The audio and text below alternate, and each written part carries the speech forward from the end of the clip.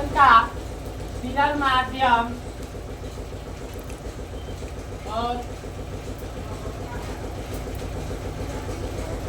सघन माध्यम के बारे में जानेंगे कि विरल माध्यम किसे कहते हैं, सघन माध्यम किसे कहते हैं। सर्वप्रथम हम लोग जानेंगे पहले विरल माध्यम। विरल मतलब वीरान कह सकते हैं, यानी विरल। जैसे जो विरल मतलब जैसे होता है, हम यह कह सकते हैं कि थोड़ा पतला, जैसे वायु जो है, वायु एक विरल है, कांच। हम वायु को पार कर सकते हैं, ऐसे जा सकते हैं। वायु देखो, जैसे इसमें वायु है, इसमें वायु क्या है, अवेलेबल है। तो जब वायु में प्रकाश, यानी वायु से प्रकाश, इससे प्रकाश, या मान लो वायु से प्रकाश जब कांच में प्रवेश करता है, यह वायु है। ऐसे बना लेते हैं,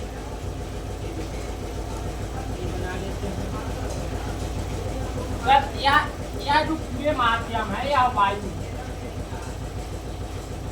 यह प्रथम माध्यम वायु है, और यह दूसरा माध्यम जो है, यह कांच। यह क्या है, तो वायु जो है विरल माध्यम है। किससे? कांच से। किससे? कांच से। और कांच सघन, कांच मतलब सघन मतलब घना। सघन मतलब क्या होता है, घना। तो वायु से कांच घना है कि नहीं घना है? घना है। कांच मतलब शीशा। कांच मतलब क्या होता है, शीशा। और शीशा के प्रकाश आर पार हो जाएगा कि नहीं हो जाएगा? हो जाएगा ना। तो जब प्रकाश आने वाली किरणें अपवर्तन के पश्चात, इसके पश्चात ये वाला पार्ट क्या है, अभिलंब है। ये क्या है, अपवर्तन के पश्चात इसके यानी कि अभिलंब की ओर झुक जाती है। अभिलंब की ओर क्या हो जाती है, झुक जाती है। जैसे यहाँ से प्रकाश का, यानी प्रकाश आया, वायु से प्रकाश आया और कांच में जब प्रवेश करता है तो अभिलंब की ओर क्या हो जाता है, झुक जाता है। क्या हो जाता है, झुक जाता है।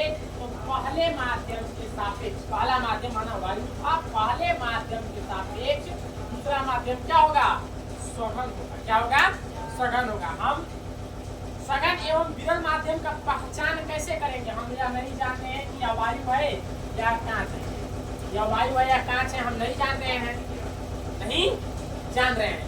तो जब नहीं जान रहे हैं, तो जब प्रकाश क्या करता है, जब प्रकाश आ रहा है, आपतित होकर के आ रहा है, और आपतित आने के बाद जब वह प्रकाश सघन माध्यम में प्रवेश कर रहा है, इस माध्यम में प्रवेश कर रहा है, सघन माध्यम में, दूसरे माध्यम में जब प्रवेश कर रहा है, तो अभिलंब की ओर झुक जा रहा है।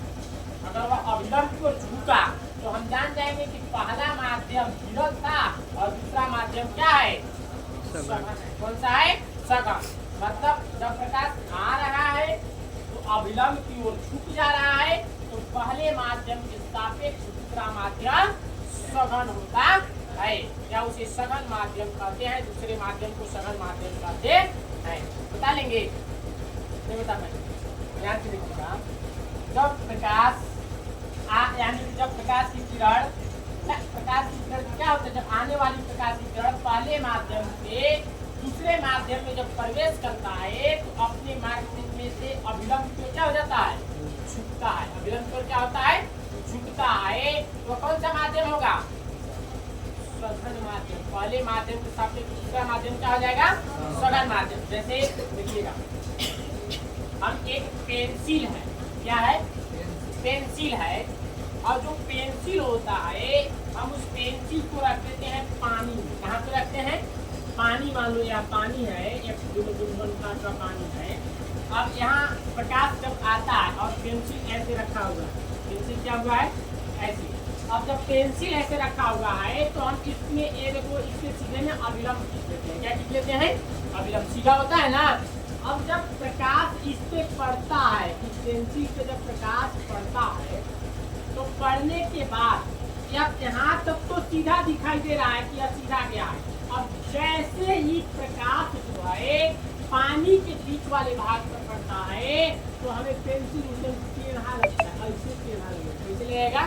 टेढ़ा लगता है। किसके कारण हुआ? प्रकाश के अपवर्तन के कारण। तो वायु जो था क्या था? अभिलंब को झुका हुआ लगेगा। किसके तरफ झुका हुआ लगेगा? अभिलंब को झुका हुआ लगेगा कि अभिलंब की तरफ झुका है, इधर आया है, तो पहला माध्यम होगा सघन। कौन नहीं, पहला माध्यम क्या होगा? विरल होगा। कौन सा माध्यम होगा? विरल। और दूसरा माध्यम क्या हो जाएगा? सघन। जैसे या कांच हो गया, या सघन हो गया, या पानी हो गया, या सघन हो गया। क्या हो गया? सघन हो गया। वायु से सघन क्या है? पानी है, कांच है, ये सब सघन है। क्या है?